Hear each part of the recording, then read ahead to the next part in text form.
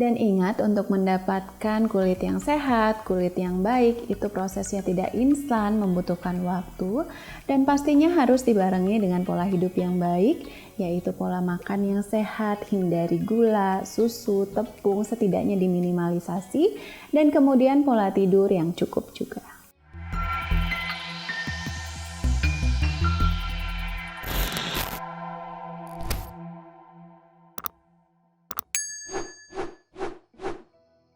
Sesuai permintaan dari teman-teman di sini yang banyak bertanya mengenai kandungan skincare yang aman dan tepat digunakan di usia 20-an, ada 30-an, dan sebagainya. Nah, untuk hal tersebut saya akan membaginya dalam beberapa kategori dan saya akan jelaskan secara singkat.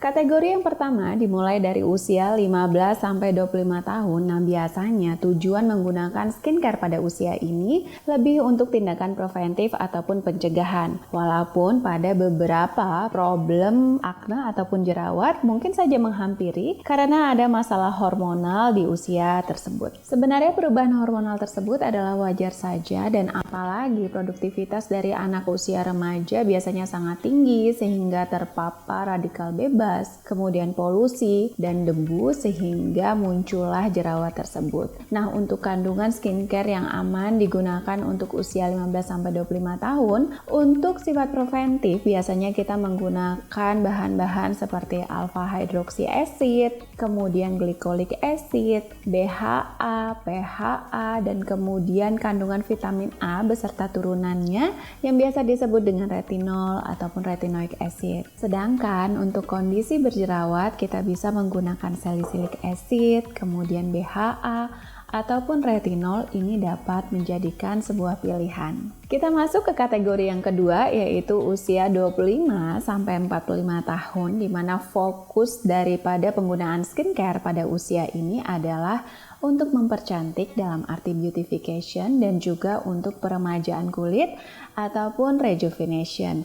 Jadi biasanya di usia 25 itulah proses terjadinya aging berlangsung. Biasa kulit sudah mulai kasar, kemudian elastisitasnya juga berkurang, tumbuh flek-flek, dan kemudian masalah-masalah yang lainnya yang menimbulkan kita ingin merawat wajah secara lebih pastinya. Skincare yang digunakan pada kategori ini sudah pasti bahan aktifnya yang berfungsi untuk meningkatkan kolagen dan kemudian untuk peremajaan kulit. Bisa pilihan kandungan yang lainnya seperti vitamin A yang turunannya ada retinol, retinoic acid, dan beberapa membutuhkan peresepan khusus, dan kemudian juga glycolic acid bisa kita gunakan. BHA, PHA sudah pasti, dan juga AHA yaitu alpha hydroxy acid, lactic acid, centella asiatica, niacinamide, peptide, dan vitamin C. Semuanya ini sudah pasti untuk peremajaan, mencerahkan, dan menumbuhkan kolagen tersebut.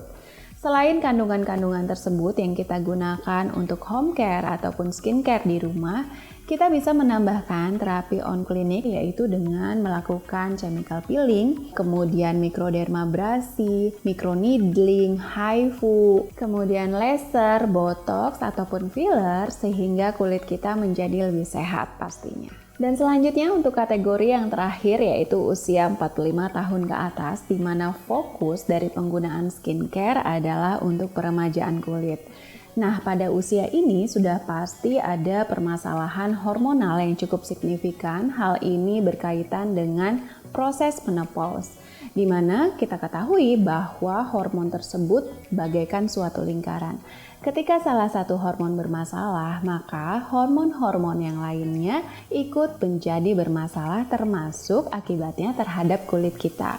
Biasa kulit kita menjadi lebih kendur atau bahasa ilmiahnya sagging, dan kemudian menjadi berkerut, ada wrinkle, dan selanjutnya kusam, kemudian flek, dan juga permukaan yang kasar. Kita harus menggunakan kandungan skincare yang lebih pekat, dalam arti yang moisturizernya lumayan tinggi seperti kandungan ceramide, kemudian hyaluronic acid. Nah, turunan vitamin A tetap harus kita gunakan seperti retinol ataupun retinoic acid. Kita juga bisa menggunakan tranexamic acid, kemudian hidroksi acid, kojic acid yang fungsinya untuk pencerahan sehingga kulit tidak kusam. Dan juga kita bisa menggunakan hydroquinone. Namun hydroquinone ini sebaiknya diresepkan oleh dokter karena ada dosis tertentu dan jangka waktu tertentu bagaimana kita menggunakannya secara bijak. Dan selanjutnya kita bisa barengi dengan treatment on klinik, yaitu dengan melakukan microneedling, kemudian skin booster yang sekarang banyak sekali menggunakan hyaluronic acid. Tujuannya adalah untuk menyehatkan kulit kita sehingga hyaluronic acid yang ada di dalam secara alami dapat berkembang lebih baik lagi, dan kemudian melakukan botox, laser rejuvenation, dan hal-hal yang lainnya. Hal yang terpenting dari semua ini, sedini mungkin kita biasakan menggunakan sunscreen setiap harinya. Karena proses aging berasal dari salah satunya adalah sinar matahari. Seperti timbul kusam, flek tersebut adalah akibat kita tidak menggunakan sunscreen secara rutin dan bijak. Jadi pemakaian skincare sejak dini itu adalah merupakan investasi.